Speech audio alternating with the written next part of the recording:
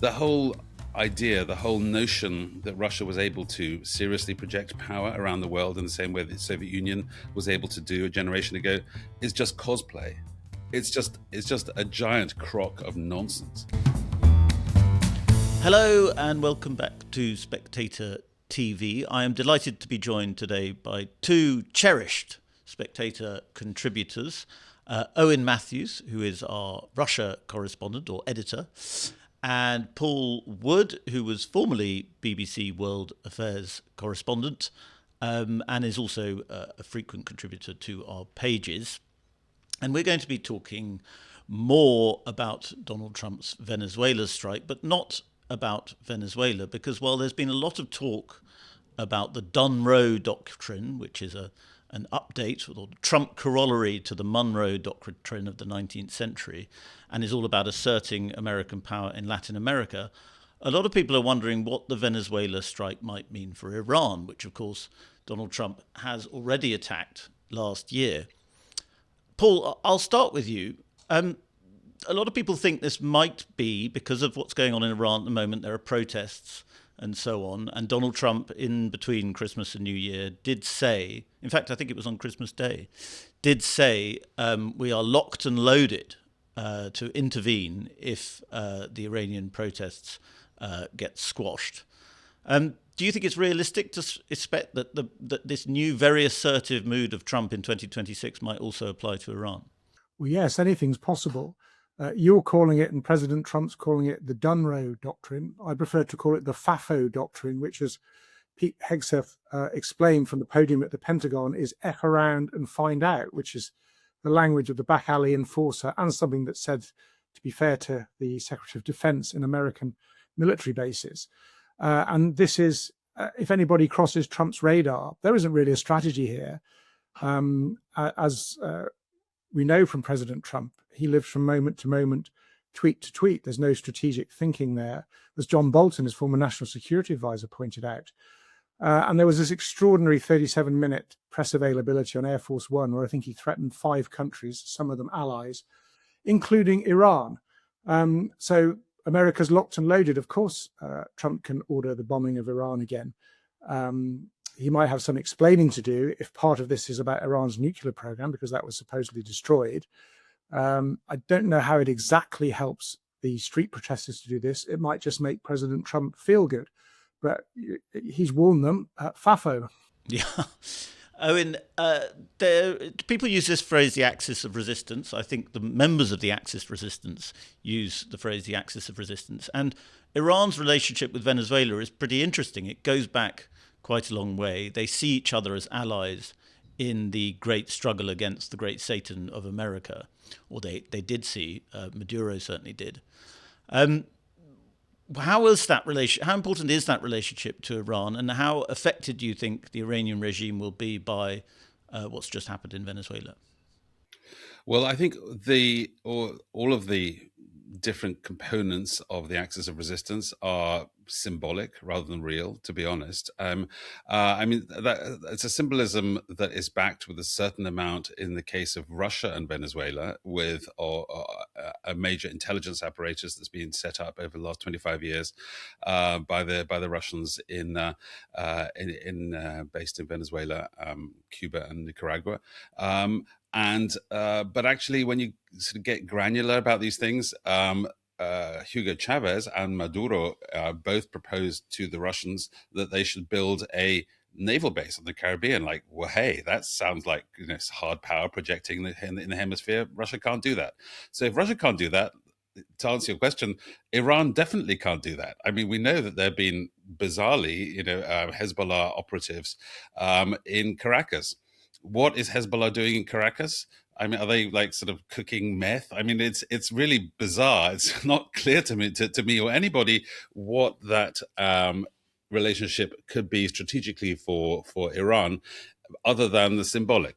But I mean, the symbolic is, I'm not discounting the importance of political symbolism, but the practical consequence of Venezuela for Iran is very much asking the question, what's next, and will sort of cocky, victorious Donald Trump now go on from his rather limited and very efficient small-scale operation against Maduro to do something much more ambitious and much more disastrous. And I think that's what is on everyone's mind.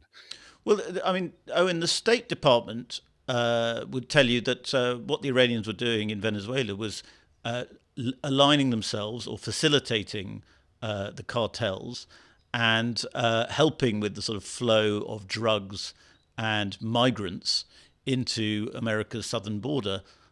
Do you think that's based in reality? Well, I'm sure you could find evidence of that. I mean, the question is to what extent that's actually like a materially important part of that pipeline.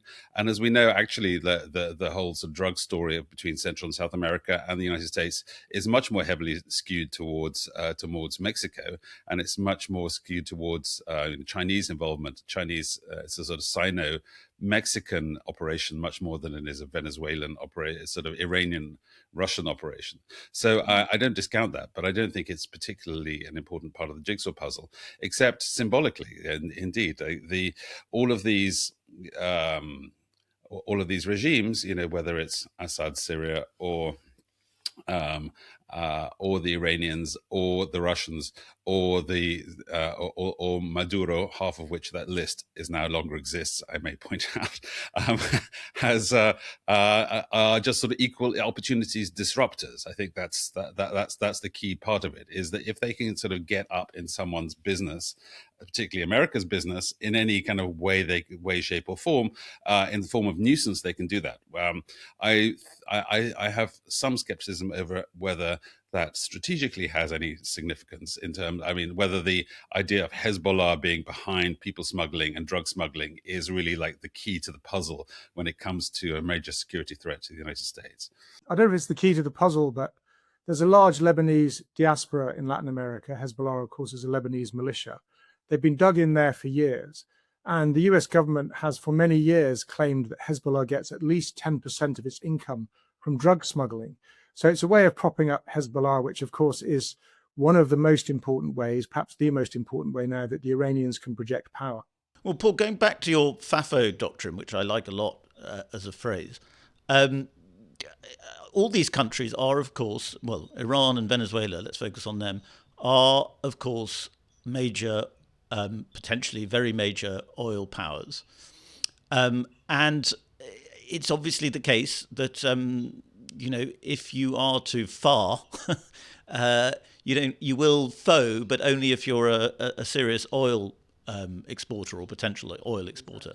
Well, with President Trump, with Donald Trump, you always have to follow the money. And sometimes that is as simple and direct as what Jared Kushner is doing and what will benefit the Trump family. Sometimes it's what will benefit President Trump's associates, and sometimes it's American business in general.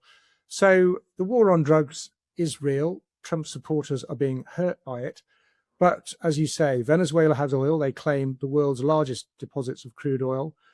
Colombia has rare earth minerals like barium, which are needed in renewable energy.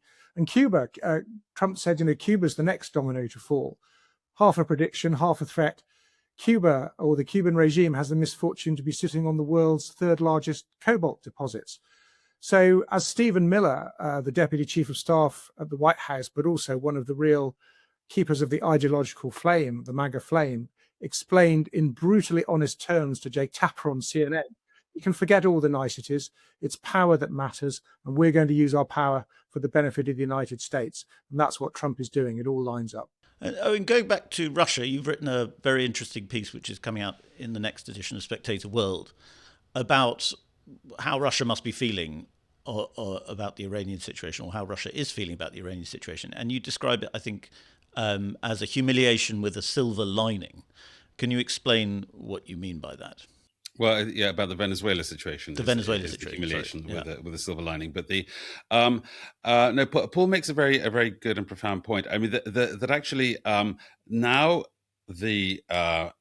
with Venezuela, you see American power red in tooth and claw, with like only the flimsiest of veils of international law. But actually, if we see the world for a moment from Russia's point of view, And to understand all is definitely not to forgive all, but it is important to see how they see it. America has been behaving precisely this way since at least 1999. The Russians have been saying, like, well, you bombed Belgrade, you changed international borders of Yugoslavia, you sponsored the Arab Spring, you deposed Gaddafi. From the Russian point of view, they also believe that America has been systematically fomenting unrest in the former Soviet Union, from Tbilisi to Kiev to Bishkek. So except that in all those previous cases, most notoriously and most forcibly in Iraq, to a lesser extent in Afghanistan, but definitely in Iraq, all this was dressed up in the language of either sort of humanitarian responsibility to protect, which is the whole Kosovo story, or self-defense, in other words, the rather sort of flimsy weapons mass destruction, both of which Russia protested against. So seen from the Russian point of view, Venezuela is just like a continuum. It's not the first time that the gloves have been taken off. The gloves have always been off, except they've been actually replaced by sort of a sort of hypocritical veil of human rights rhetoric. So although Venezuela is yet another Russian ally, Maduro is yet another Russian ally who they failed to protect, just like Assad back in December 24. At the same time, there is some comfort for the Russians, because Putin, to their mind, has just started behaving like Trump has to their mind started behaving like Putin essentially behaved.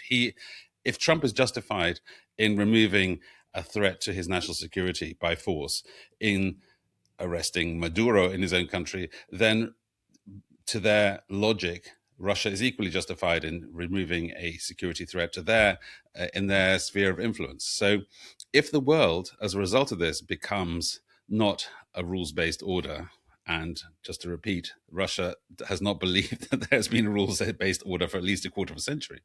But if that is the new reality, and if the Stephen Miller argument that actually might make right, especially within one's own backyard, is the case, then that world is a world that Russia likes. They like that world. And there's been a meme circulating on Twitter with like a map of the world drawn in crayon down the middle of the Atlantic Ocean, like to the left. It says like mine, as if Trump is writing it. Then like Russia and Europe, Putin's, and the other one is Z's. And, it's just a plum pudding. And potentially in a future world, that is actually to Putin's liking, and maybe to Z's liking too.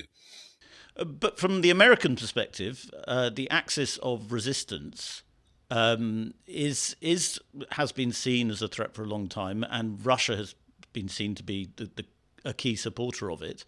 But they have been knocked out effectively now, perhaps in Venezuela, but Syria and perhaps a little bit in Iran too now, following the strikes. Russia's global game is now no longer a global game; it's a regional game, as you say. Yeah, well, that's true. I mean, although interestingly, there's a little bit of a caveat to this, is that actually what America seems to have done is decapitate the regime, but actually left all of the sort of very much sort of internationally wanted criminals who are just below Maduro, including his deputy and her brother, in power, which is actually kind of practical but incredibly cynical. The opposition he didn't depose Maduro to hand over to the Nobel Prize winner of the elections, the leader of the opposition. No, he just kept the old guys in power. So it's not totally clear that Russia has been kicked out of Venezuela.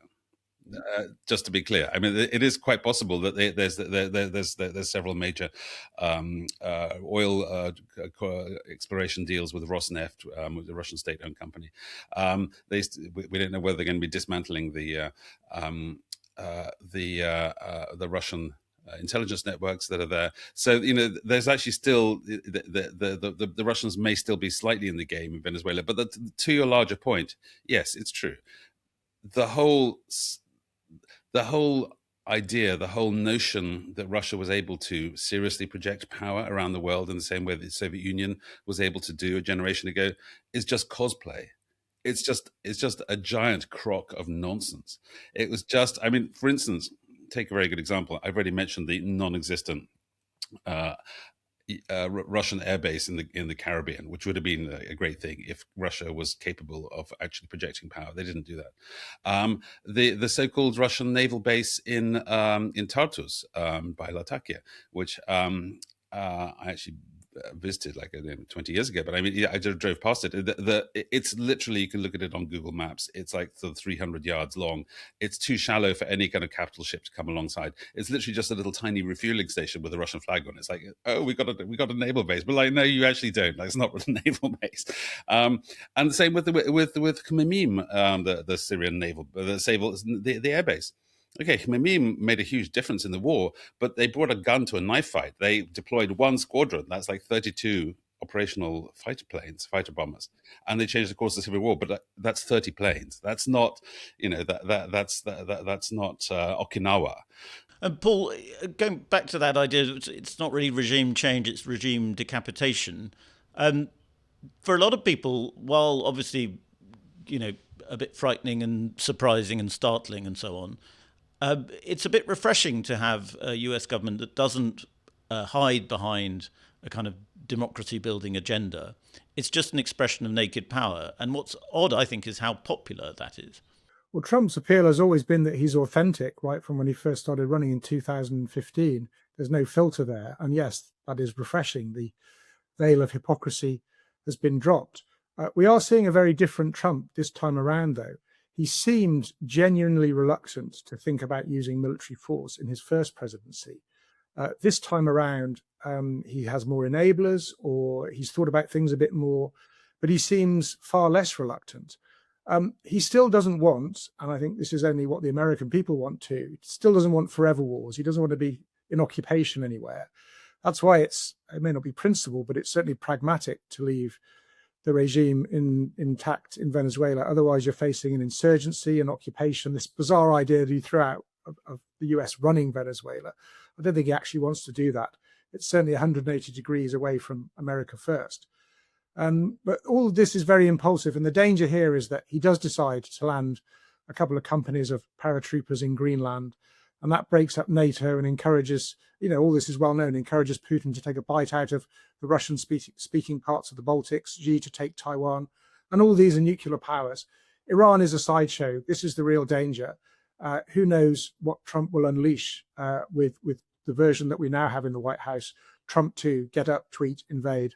Owen, we know that over Christmas there was a lot more talk about the Ukraine deal coming out of Washington. Trump spoke to Zelensky.